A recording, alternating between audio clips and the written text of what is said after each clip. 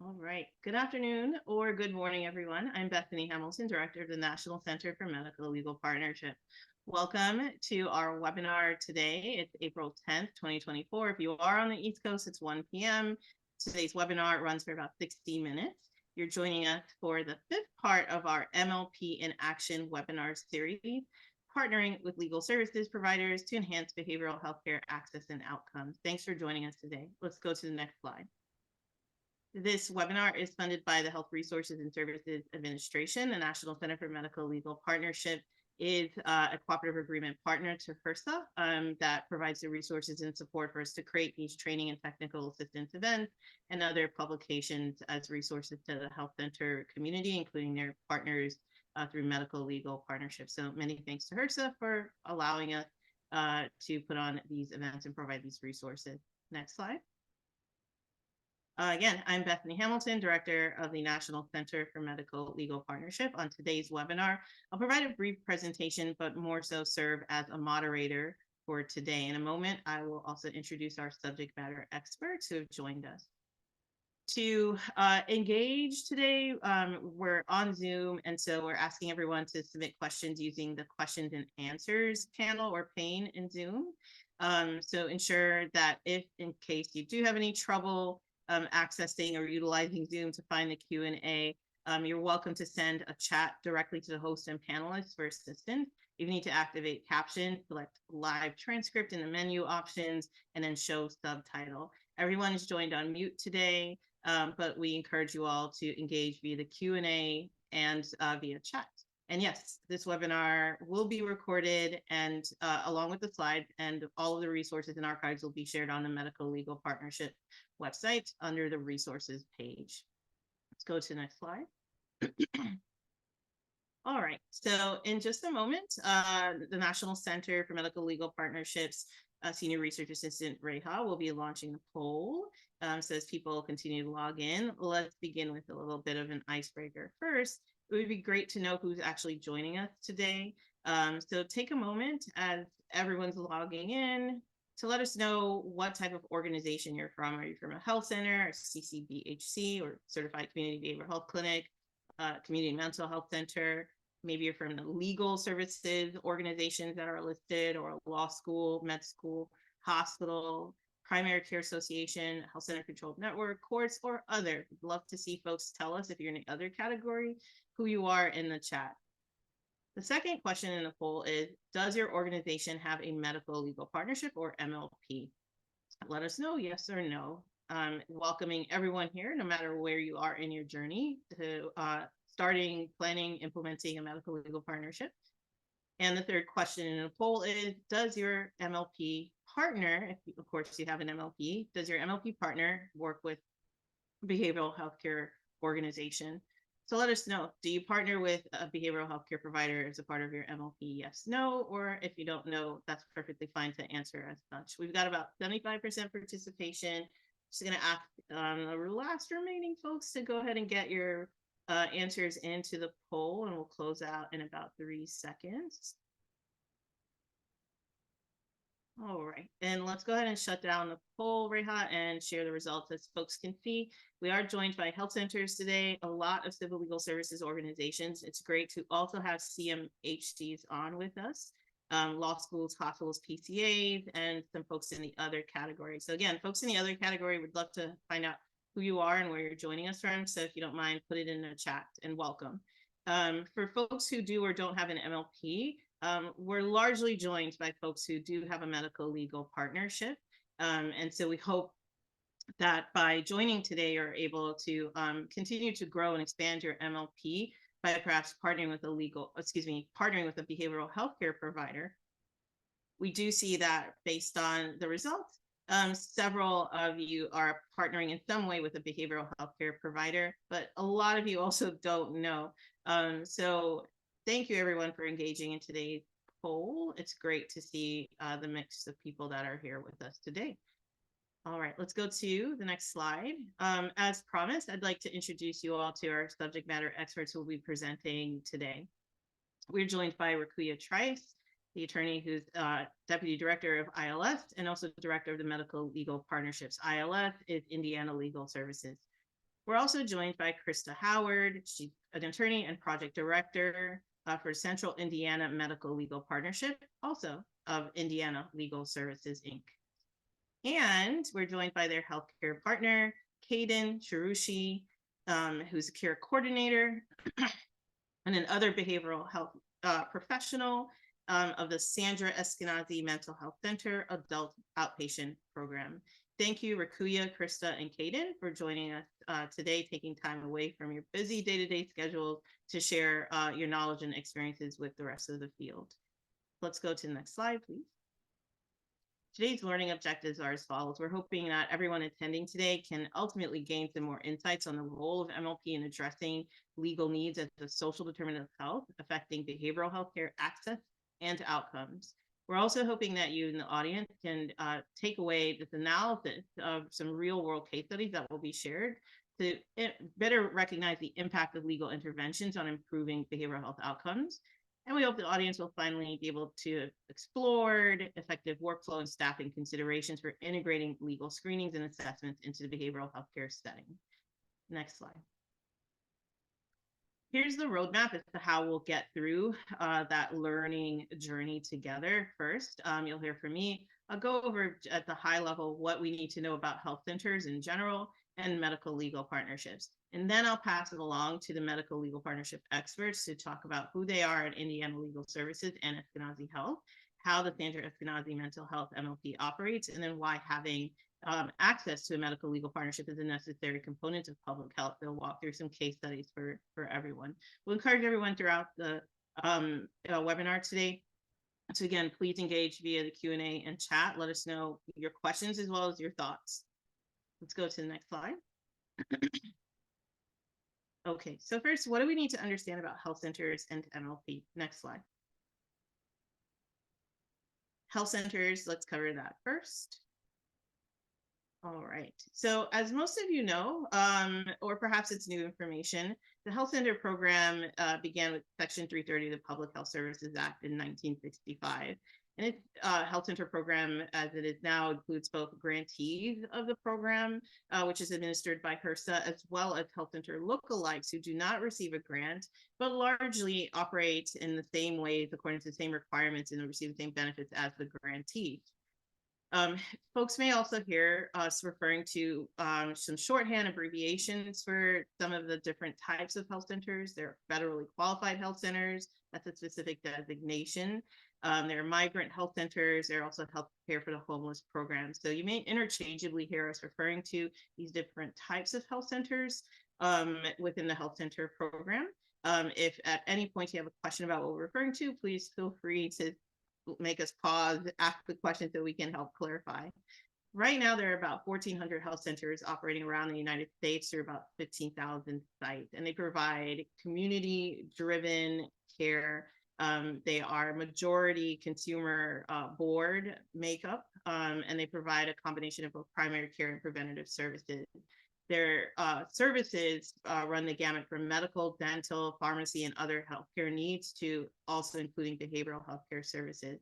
In addition to those healthcare services, though, health centers also provide enabling services, and these are the types of services that facilitate access to care. In 2014, HRSA actually made an administrative policy change to add civil legal aid services as an example of eligibility assistance or ensuring that someone through eligibility assistance is screened for civil legal aid needs, as well as you'll see a reference to civil legal aid services in the enabling services category for additional enabling and supportive services. That has led to growth of medical legal partnership at health centers to help better address the needs of the patient population that serves. So you'll see that health centers serve about 31.5 million patients a year. That has always been a growing number, and it is a number that is reflective of the amount of need that folks also see on the legal aid side. 1 in 3 of the individuals served by health centers are under or uninsured. 1 in 3 of them are estimated to live in poverty, and 1 in 7 are rural residents. You can see the rest of the breakdown on some of the patient demographics. But let's continue to talk about health centers and behavioral health services. So you see on the chart prepared by Actually, the National Association of Community Health Centers, this comes from their Community Health Center chart book. On the screen, you'll see some of the breakdown of the types of services that health centers provide and some of the employee makeup. So you can see that 11% of those staff are dedicated to providing behavioral health services. On the next slide, you'll see the types of the makeup of the staff within the behavioral health category. So everything from licensed clinical social workers to substance use disorder services specialists are included in the behavioral health staff that make up this service within the health center's care team. Let's go to the next slide. And we'll talk about medical legal partnership. Next slide. Okay, so how do we bring this together? First, let me just make sure I level set for folks who might be less familiar with the MLP. How does civil legal aid actually fit within a health center's response to social determinants of health? We know, first of all, that almost 90% of a person's health is determined by social factors. Some of those social factors play out as a food desert, but it really runs the range or spans across the range of factors related to where someone is born, grow, work, live, and age. There are influencers such as social policies or norms or political systems that contribute to health disparities. And those disparities oftentimes lead to needs, social needs, such as a family's need for fresh produce. And then several of those needs that are social in nature have legal underpinnings. In other words, there's a legal need that's present, that an attorney or other paraprofessional in law can assist with. So legal needs are a subset of social needs. In the example that's on the screen, you can see that where in a situation there's a food desert and a family has a need for produce, perhaps they've been denied SNAP benefits, and with a lawyer's assistance, they can file an appeal for that incorrect cut to their SNAP or food stamp benefits. Let's go to the next slide. All right, so in 2022, the National Center for Medical Legal Partnership worked with some additional subject matter experts on this issue brief and a presentation that you see on the screen, connecting community health centers and courts to improve behavioral health and of people and communities. And during that presentation and in the issue brief, folks will see that we started to talk about the legal or the social determinants of health as legal determinants of health, because law, as we know it, is a very powerful determinant of health impacting individual and population health outcomes.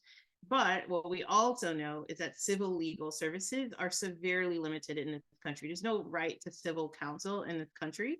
We just saw movement and attention drawn to the need for this during the pandemic, in fact. But there still isn't at the broad and national scale a civil right to an attorney. And so we see a lot of underfunding and a lot of need that goes unmet. Approximately 66% of people in the US experience at least one, what we call justiciable event. So the type of need that can actually end up in court or as a legal need. And there are several health consequences that were discussed in this issue brief and on that past webinar as it relates to those justiciable events and how they have effects on one's emotions or impacts on one's mental health and negative influences on one's physical health. Let's go to the next slide. Also, when we presented this in the past, we talked a little bit about what people do when those needs are presented, in addition to making decisions that impact their health negatively. Most people just do nothing, or they try to resolve things on their own. They reach out to people they trust, such as friends or family, just as much as they reach out to professionals if they understand which professionals to reach out to. Some of the trusted sources they seek help from are healthcare before legal services, because they may not even understand that they have a legal problem as the underpinning of that social need that they're facing. And so folks can take a look at both the webinar presentation that we did on this, as well as the study that we referred to called the ISLE study. So that study that talked about the legal determinants of health and some of the impact on mental health are in the Justice Needs and Satisfaction in the United States of America 2021 report. Let's go to the next slide. All right, so what are we going to do about this? We're going to partner, or at least we'll encourage everyone to partner using an evidence-based approach called medical legal partnership. The way we define the medical legal partnership approach is as an intervention where legal and healthcare collaborate to help patients resolve their social, economic, and environmental factors that contribute to health disparities. And because I mentioned that they have a legal underpinning, have a remedy in civil law. Again, it's evidence-based, and I'll highlight some of the literature and about the impacts of this intervention. All right, let's go to the next slide. There are some core activities that medical legal partnerships carry out. And so very quickly, folks have probably seen me present this one before. What I'll make is a quick point to note that it's about more than just legal assistance. Medical legal partnerships ensure that beyond legal assistance, they're also working together as healthcare and legal services providers to train folks, especially on the healthcare workforce side, about this response to social determinants of health.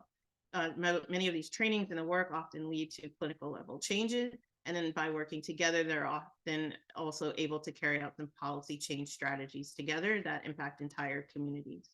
Let's go to the next slide. These are some of the core components of the traditional medical legal partnership, depending on who is staffing it on the legal aid side. In particular, you make the additional components, but you have a lawyer in residence, an MOU or formal agreements in place. Perhaps you've selected a specific population that you want to target for services to be able to reduce risk. You're screening patients for needs. You have dedicated legal staffing. You're conducting those training. You're sharing information.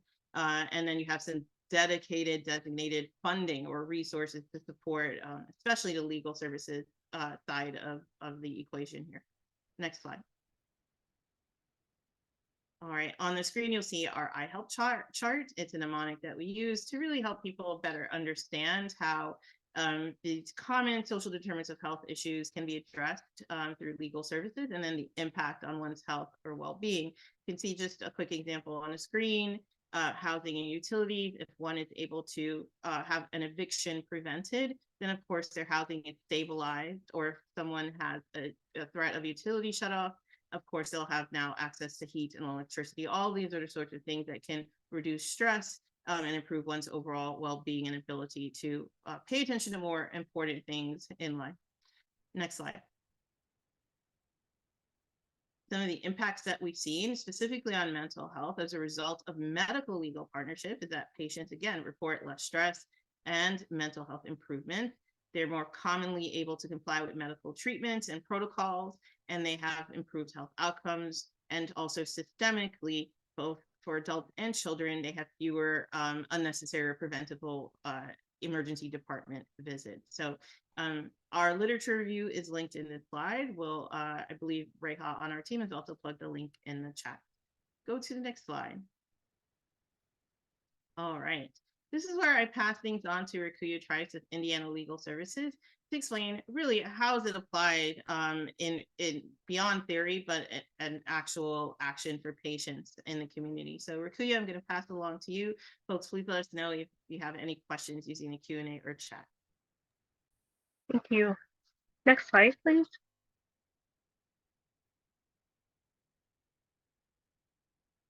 I'm going to start our discussion with an overview of our respective organizations. Indiana Legal Services mission is to use of law to fight poverty and racism, empower clients, and improve access to justice. Next slide, please. We do that through having a statewide nonprofit law firm with 8 regional offices throughout the state of Indiana, serving all of our 92 counties. We have MLP projects throughout the state of Indiana, with most of our projects being housed in the Central Indiana Medical Legal Partnership Project. Our MLPs closed more than 1,200 cases last year. The top 3 case types that we're seeing through our MLPs are housing, advanced directives or estate planning, and family law. Next slide, please. Our partner, Eskenazi Health, has been our partner with the MLP projects for more than a decade. Eskenazi Health is part of the Health and Hospital Corporation of Marion County, and it serves as Indianapolis Safety Net Health System. It has several community mental health centers and 12 primary care sites that are federally qualified health centers. Next slide, please. Sandra Eskenazi Mental Health Center is our partner. It's our first community mental health center for Indiana. It provides inpatient and outpatient comprehensive care for all types of emotional and behavioral health conditions. And it stresses a strength-based and family and community-centered treatment utilizing the recovery model of treatment. Next slide. I want to talk a bit about how the Sandra Eskenazi Mental Health MLP operates. Next slide, please. How patients access the MLP is either through referral from a healthcare provider due to a recommendation, or the patient may be familiar with a medical legal partnership through prior contact with the MLP or through several of the Know Your Rights informational videos or documents that were produced to help patients understand the MLP. That referral can come through the electronic medical record, which is most common for our referrals, but it can also happen by the healthcare provider providing office hours information. If patients are able to walk in during the MLP office hours that are on site, and while they're there, they will meet with an MLP lawyer or paralegals also on site. Intake can be done at that time, and then existing patients can also meet to discuss their case. Next slide, please. Some of the main cases that we see through the MLP are housing cases, so things like eviction, eviction stealing, habitability issues.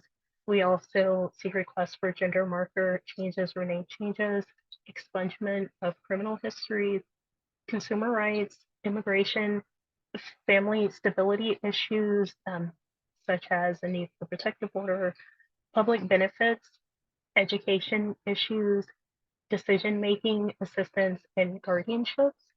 Next slide, please. And finally, for us, partnering with Eskenazi Health was like finding the missing piece of the puzzle. Bethany talked about how over the last 5 to 6 years, the term legal determinants of health has increasingly been used to describe the impact legal issues have on a person's health. And the conversation around the impact of law on health at the individual, statewide, national level, that's one that those of us working in the MLP community, and particularly the National Center for Medical Legal Partnership, have been having for a very long time. And that's the why. That's why we as an organization have partnered with Eskenazi Health, and why we value the work that our MLPs do. We see the MLP model as being that missing piece in the puzzle of how to help patients living with health conditions, particularly behavioral health conditions, thrive. For our client population, who are living with a behavioral health condition, their behavioral health condition may at times prevent them from seeking legal assistance, but it may also be the catalyst that leads them to having an interaction with the civil or criminal justice system. So being able to work alongside our healthcare partners allows us to work as a team to address a person's legal and healthcare needs in a way that supports the person's path to maintaining a healthy well-being. Next slide, please. I'll turn it over to Krista Howard and Caden Tarucci to talk more about their experience with the MLP in real time. Good afternoon, everyone. As Rakuya said, Caden and I are going to talk about how we do this, boots on the ground, how it actually plays out. First, I think the most important thing is to talk a little bit about what we do and how we do it. As Rakuya mentioned earlier, we do have attorneys and paralegals on site who are willing and able to conduct intakes face-to-face with patients during office hours.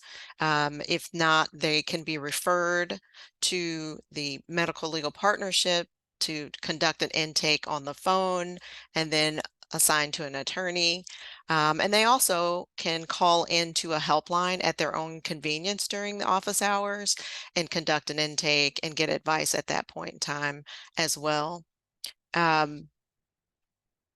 So the way that having an MLP has benefited the patients as well as healthcare staff, we've been able to cut back on time that's been used or that has been taken up by healthcare providers having to assist patients with legal issues. They should be able to address medical issues and not legal issues. So having the MLP is necessary to reduce that amount of time that's spent on extra additional issues as opposed to just the medical issues of the patient. So I'd love to hear Kaden talk a little bit about her experiences working with the MLP and what benefits she's seen. Absolutely. Thank you so much, Krista. So in my role at the in the adult outpatient clinic with Eskenazi, my role is to complete the social determinants of health. And in that initial meeting with my clients, I use that time to assess their legal needs. If you're familiar with the social determinants of health, then you might know a little bit more about it. But if you're not, there are questions in there that relate to a client's ability to afford the basic needs like food, housing, and medical care, as well as their ability or like how many places they've lived in the last year. And so when I ask these questions to my clients, this is a lot of the time where the need comes up where, they've had barriers that they've faced for one reason or another, maybe due to a criminal history or for an eviction history. And so at that point in time is when I will submit that referral or just discuss a little bit more about what the medical legal partnership is and how it can benefit folks. So I have actually had a lot of success with referring my folks to the medical legal partnership, both for housing things and even just to get general legal questions answered.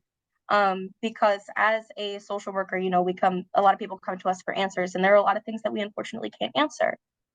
Especially within the legal realm. So it's been so beneficial just to have access to the medical legal partnership, even just to ask a quick question.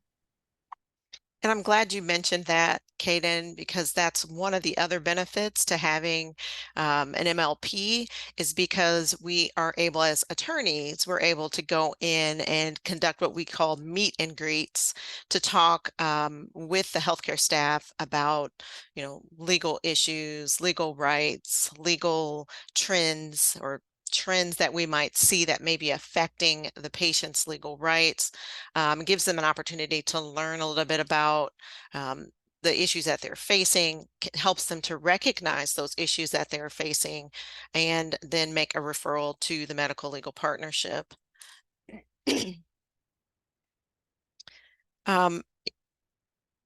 If we can move to the next slide, we'll be able to talk a little bit about some case examples to kind of help apply some of this information that we've seen and that we provided to help you recognize how this works a little bit better. So this first case example would be talking about an eviction avoidance. So the question that I want you guys to kind of be thinking about as we're talking about this is, what can an MLP do for this patient in crisis? Next slide, please. So this one is concerning housing at risk. We have a patient who lives in Section 8 housing and has paid their rent with the assistance of their Social Security representative payee. However, due to an error, the rent payments are sent to the wrong address. The landlord never receives them. So after several months of not receiving rental payments, the landlord files for eviction. Now the patient is facing a severe impact on their health and safety through eviction, immediate homelessness, and loss of their Section 8 voucher through the local public housing authority. Next slide, please. So what steps did the MLP take to help this patient in crisis? Next step. Next slide, please. So step one, the healthcare staff refers the patient to the MLP. The healthcare team recognizes that this is a legal issue, that maybe they should pass along, they shouldn't spend additional time on it. Also, the potential effect on the patient and the benefit of involving the legal team. The MLP attorney is assigned to the case, who then works with the Public Housing Authority, the patient's Social Security representative payee, the healthcare partner, and the opposing counsel to negotiate an agreed settlement to pay all past rents owed. A payment plan is then established with the landlord, ensuring all future rent payments were sent to the proper destination. The MLP attorney works closely with the healthcare staff to obtain funds reserved by the healthcare provider to assist patients in financial needs, such as paying for the patient's outstanding balances to the landlord. Next slide, please. So the MLP attorney attended the patient's eviction hearing and subsequent compliance hearings and ensured the court that was advised of the ongoing negotiations and final settlement. And through that agreed settlement, the patient was able to pay all back rent and late fees owed, minus some late fees that the attorney was able to cancel through negotiations. And most importantly, the eviction was dismissed and sealed. Next slide, please. So the housing was saved. And with the help of the MLP, the patient, one, was able to remain in their home. They received assistance to satisfy their unpaid balances. Their eviction was removed from their record, and they were able to obtain future housing stability and secured their housing subsidy. Next slide, please.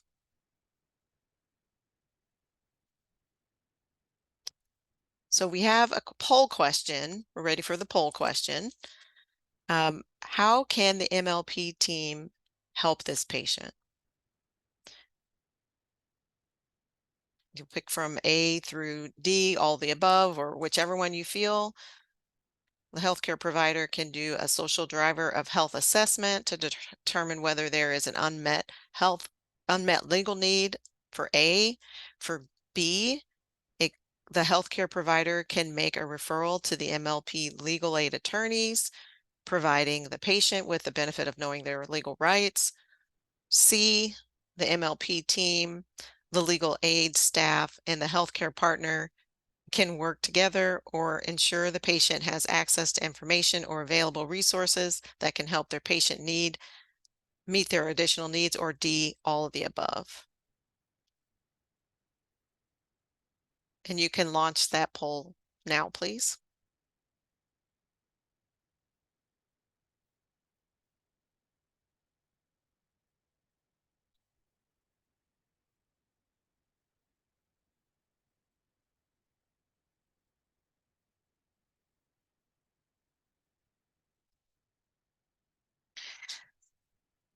And we'll see what.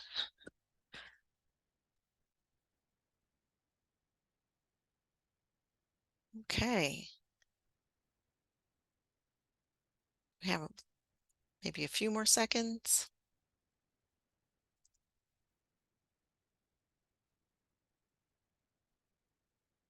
Okay, can we see the results of that poll?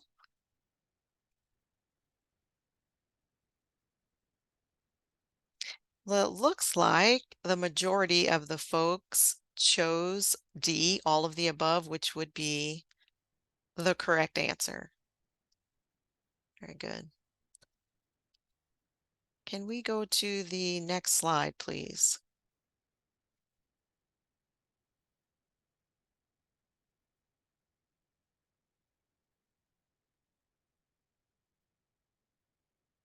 Okay. So this case example is a fresh start. How, again, can the MLP help this patient obtain a fresh start? Next slide, please. This case is regarding income and housing insecurity. This patient is unable to secure adequate employment because of their past criminal record and was living in a perpetual state of financial uncertainty. The patient is unable to find gainful employment and stable housing due to the conviction that happened long ago. Next slide, please. So this poll question that we already asked and you already took, the correct answer was all the above. Please go to the next slide, which is correct. And it's most important the first step be taken about how the healthcare provider can do a social driver of health assessment to determine whether there is an unmet legal need. And Kaden already talked a little bit about this. Is there anything else you want to add about what that is looking for, is for anybody that doesn't know what that means? Yeah, absolutely. A little bit more on that. Like I said, the questions kind of go through and they're pretty general. They touch the umbrella covers a lot. And so with those questions, it allows for clients to elaborate on that. At the end of the questions as well, I like to open the floor to them and pretty much just let them explain, what is going on in your world, what kind of things have you been working through? And that's kind of where I assess that need. A lot of clients will be very forthcoming with it and explain, that they have been homeless for X amount of years due to several things that they just either haven't had the financial resources to obtain or just haven't really known where to go in the community. And so with us being one of the largest community mental health centers in Indianapolis, we get a lot of folks from all across Marion County. So yeah, a lot of the times we just use those questions to put in those referrals through there. But I also like to spread the word among not just the clinic here, but through like friends and family as well, because this is something that could benefit people who aren't even associated with us. Great. Thanks, Kaden. Thank you. Next slide, please. We'll talk a little bit more about what this referral looks like. So the first step Kaden discussed. The second step is where the attorney will review the patient's criminal history and determine that the patient's convictions were eligible for expungement and a waiver of old fees. So then that attorney moves forward to file a fee waiver and petition the court to have the convictions expunged, giving that patient a fresh start, who is now better able to access stable housing and employment. Next stage, please.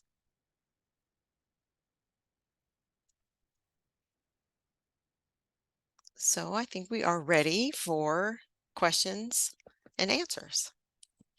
Thanks, Krista. Thanks, Kaden. Rakuya and I are going to come back on camera here in a moment because we already have a question that came in from the audience. So I'm going to give everyone a chance to see it and be ready to answer. All right, perfect. So one of the questions that came in from the audience was about one of the case studies. So LaDonna asked, what happened to the funds sent to the incorrect address in that case study? That's a great question, LaDonna. In that situation, I am not entirely sure what happened with that, but because they were sent through, well, they were Social Security fund. I'm not entirely sure what happened with that. I'm sure they were able, if it was a check sent by check, they were able to track that down, maybe even work with the bank to recover some of those funds. Because obviously it would have been sent to a different or wrong address if those funds were even cashed. Maybe they weren't cashed, maybe it was a check that wasn't cashed. Could I jump in and provide a little bit of insight on that? Absolutely. So with our clinic as well, we do have clients who are representative payees. I have a few. And with that, we usually provide them paper checks. Each client has it on a different schedule, but in a case like this, where rent funds were sent to maybe an incorrect address or just an address that doesn't exist entirely, the payeeship administrator should be able to access that through whatever payeeship they use. So like ours is the Community Involvement Center. Our administrator can get into that system. They can see those checks if they were cashed or not. If they have not been cashed within a year, they will void themselves. if we notice, like, say one of my clients loses a check and they call me and they say, hey, Kaden, this check got somewhere and I want to make sure it can get canceled so that somebody's not able to access that, we can put a stop print on that check, and then those funds will come back into the client's account for us to then divvy that up. And that's only if it has not been cashed. Great. Thank you both. Another question just came in. So Sarah is asking, as part of a training for healthcare providers, do you ever do trainings on being trauma informed when working with populations, especially who also experience trauma? I'll start with Rakuya for that particular question, and ensure that Krista and Kaden have an opportunity to add. That's a great question. For our program, we regularly have trauma-informed trainings for our staff, understanding that the work that we do and the folks that we help, we want to make sure that they're showing up in a way that's healthy for our staff and healthy for our clients. And so we do that on the legal aid side.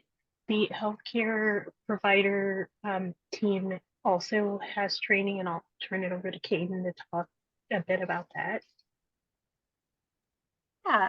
So within Sandra Eskenazi, we are required to go through a refresh training every year on the same things that we learn when we come in as brand new hires. So each year that we have to do the required EDU, more is added where it's needed. So like, for example, this year we recently got approved for funding to become a CCBHC as opposed to a CMHC.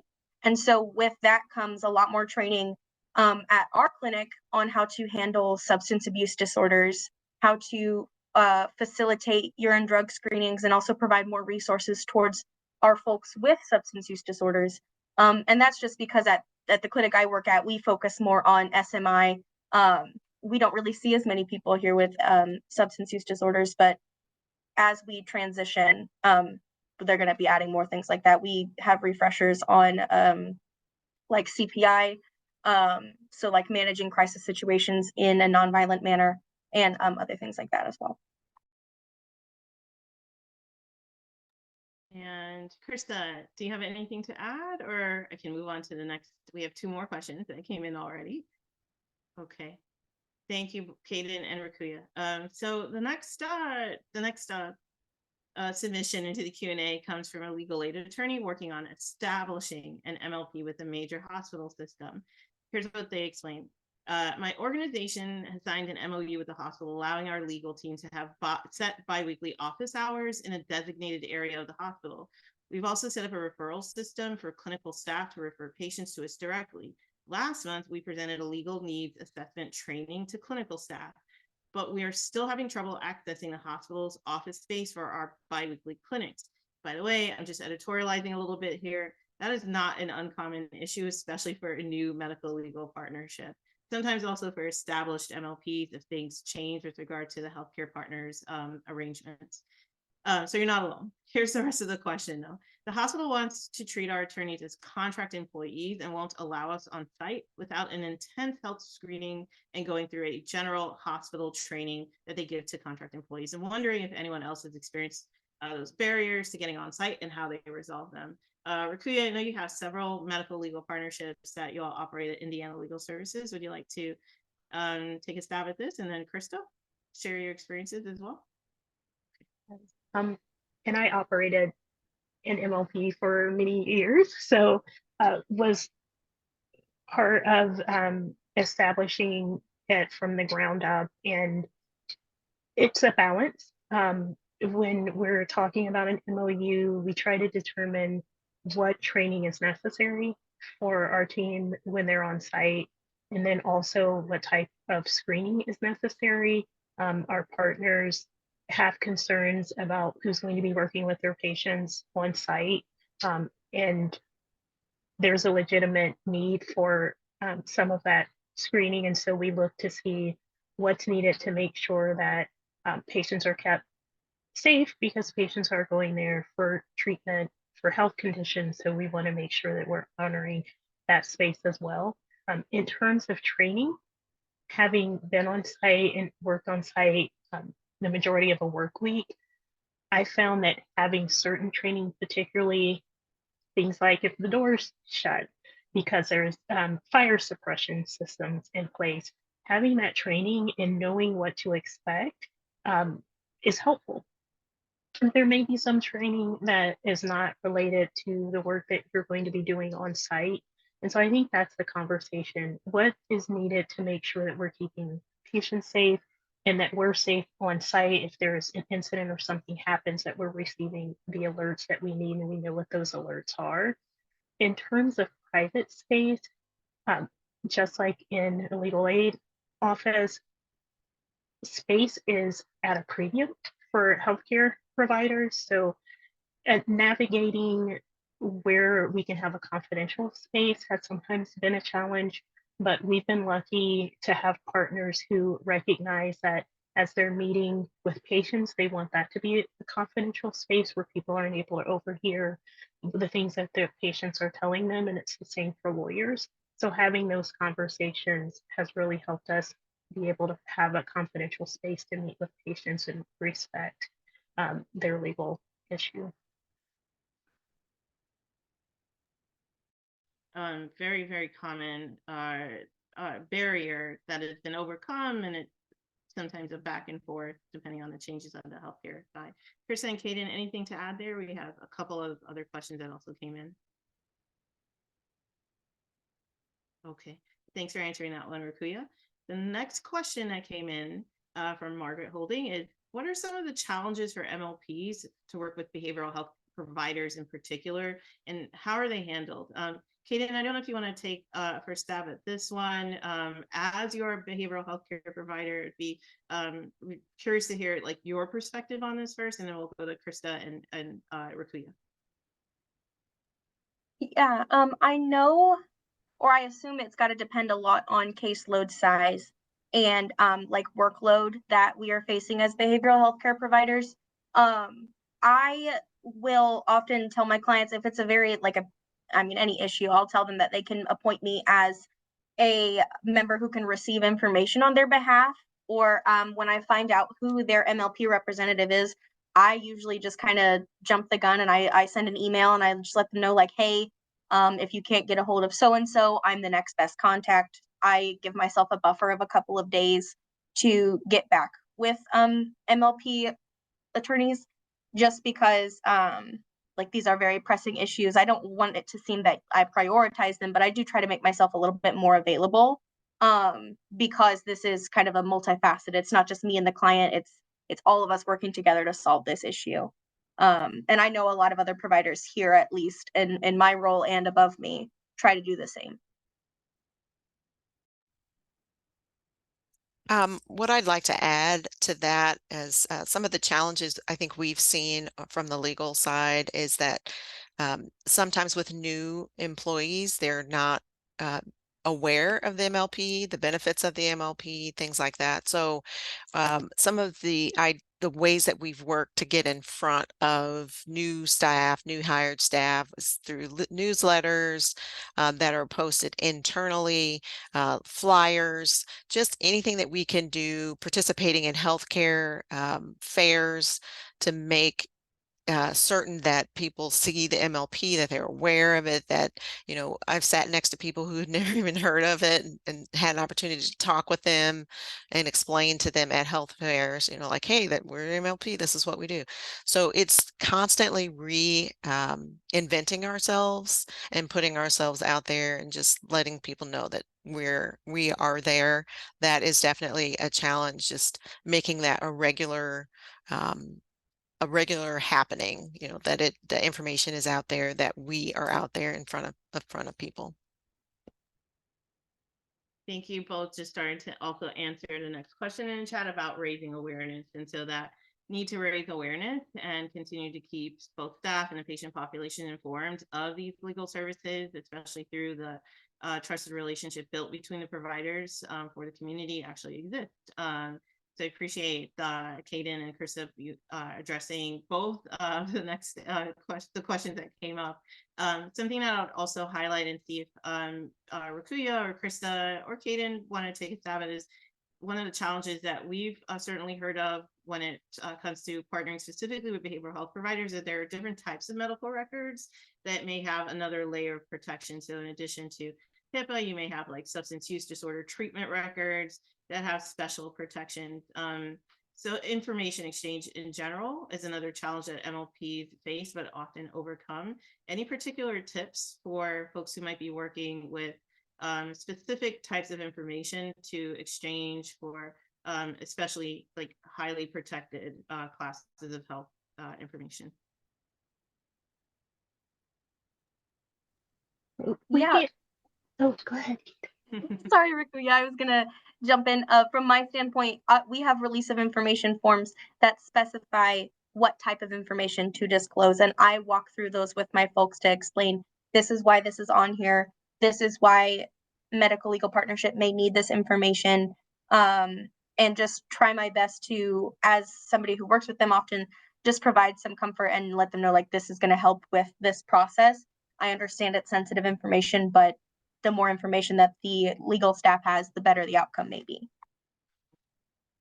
Great. Thank you, Kaden. And Rakuya? I cannot improve upon what Kaden mentioned. That's what we do across our MLPs. From the MLP confidentiality, attorney confidentiality side, we also have what we call an MLPA that allows us to exchange information with the healthcare provider that the patient signs with us when they come on board with us. Informed consent, informed consent from the patients really empowers them, in addition to the legal services component of the work that is further empowering them. So we have some more questions as well as comment. I just want to acknowledge folks are saying thank you all for this presentation. The final question in the Q&A is, again, from a legal aid attorney and an MLP. And they're wondering how to best prioritize cases. This is certainly another relatable question because we know what sorry, y'all, I have a lot of construction going on. My computer's probably shaking, so apologies.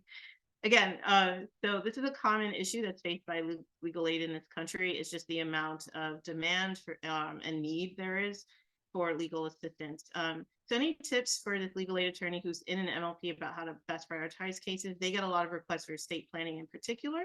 And while they're not opposed to providing estate planning services, they're not sure if that's generally speaking a health harming legal need, but they want to still be helpful. Tips for this legal aid attorney? Rakuya and Krista, can I go to you for this question? That's, a very interesting question, as we were somewhat talking about this same question earlier today. And I think it kind of comes down to, we're able to run a report of our cases, the case types that we see, and determine, okay, we're getting a lot of these kinds of cases in this area, not so many in this area. Is that because we're seeing are there some medical trends or things like that that are affecting the types of legal issues people have? And if you can gather that information and then talk with your healthcare partner about like, hey, these are the kinds of cases we've been seeing, or this is the kind of trends that we've been seeing, even if you're not getting those kinds of cases, there may be some trends in the legal community or the medical community that you're seeing where there are types of legal services that you can provide on types of legal issues that would be more effective to the community, have a more positive effect on health outcomes than some of the ones that you might be handling. I think to add to what Krista said is that we also have seen that having things like advanced directives and estate planning has had a positive impact on patients, because oftentimes people who are facing a very difficult and challenging health condition, they're worried about what's going to happen to their children, who's going to make decisions for them when they're not able to. So having access to those documents help. You can also use that as a yes and opportunity. Yes, you're needing this. Are there other things or legal issues impacting your health that maybe you weren't referred for, we need to talk about? Because, like we talked about during the presentation, people can have 4 or more legal issues without any idea that they're having a legal issue. So, not seeing that as a challenge, but seeing it as an opportunity to address the patient as a whole. Agreed. Agreed. Perfect. We are running perfectly well on time. I have some slides to go through to be able to close out today's presentation. But first, let's go to the next slide. Thank every one of our subject matter experts. Actually, sorry, Reha, if you could scroll to the next slide, the thank you slide for me, and then we'll come back to what's coming up in a moment. I want to sincerely thank Rukuya Trice, Krista Howard, and Kaden Sharushi for joining us on today's webinar, as well as the audience. Reha has also been plugging a link in the chat to several resources, as well as our evaluation survey for today's webinar. So I want to thank the audience also for engaging. If we go back one slide, Reha, I'd like to highlight for folks what's coming up next. So you all have joined us on the second to last webinar in the MLP in Action webinar series today. Again, we featured Indiana Legal Services and their partners at Sandra Eskenazi Mental Health Center. And on the final part of the series, we'll be joined by Dan Mistak, who will be helping us close out the webinar, focusing on the specific population of criminal justice involved patients and how to use MLP to advance health equity for that patient population. Please actually subscribe to our newsletter, because just today, HHS announced a brand new funding opportunity for health centers in particular. It was literally just announced, so we couldn't even get into the slides, but we'll get into our MLP update about a new funding opportunity specifically designed to address the needs of the criminal justice involved patient population. So subscribe to our newsletter so that you can see more information about that announcement that just came out, as well as how to register for these 2 webinars that are up on the screen. The second one that's coming up is coming up next week in our Health Center MLP PIP webinar series. Thanks for bearing with me, y'all. I just want to have Reha scroll to a couple of the resource slides so that you'll see that in this slide deck, we have shared several links. The ILS Sandra Eskenazi team have provided several links to literature that might be particularly helpful to you as you are developing or actually engaging in maybe change to your current medical legal partnerships to address behavioral health needs of patient populations. On the next slide, you'll see a couple of National Center for Medical Legal Partnership resources.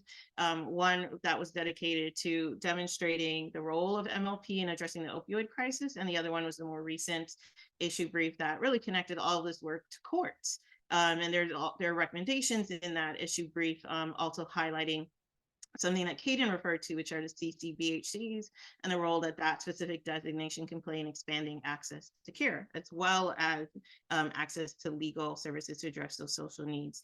The other 2 resources that we've hyperlinked, one is our standard seminal resource, the Health Center MLP Toolkit, and a resource from our partners and friends at the National Council for Mental Wellbeing, again, about that CCBHC model, and it's linked to the justice system. Finally, we have a request for information that's out. We've been sharing these RFIs, if you will, in the MLP update. We want to put in a little plug for it here on this live webinar. We want to know how our MLPs partnering with CCBHC. So please, when you get the slide deck, take a moment to fill it out, and also let us know about the MLP update in a feedback survey that's going to continue to be shared. Finally, let's go to the next slide, Reha. We are currently in Black Maternal Health Week, and if folks may have seen, a lot of literature is also being published right now on maternal mental health. And so we want to continue to help all of our federal partners in particular raise awareness around Black maternal health in particular. So we'd encourage folks to join in on the awareness raising via social media campaign when this week, the special week of awareness launches next week, April 11th through the 17th. With that, we are finally at the end of today's webinar. Again, we sincerely thank all of our subject matter experts for joining us today and sharing their knowledge. Rukuya Trice, Krista Howard, and Kaden Sharushi. Thank you, audience, as well, for joining us. You can find the resources from today's webinar on the National Center for Medical Legal Partnership website. And again, another plug to please let us know how well we did and what we can continue to do to improve our training events. And we'll see you next week and on future webinars. Thanks, everyone. Have a great day.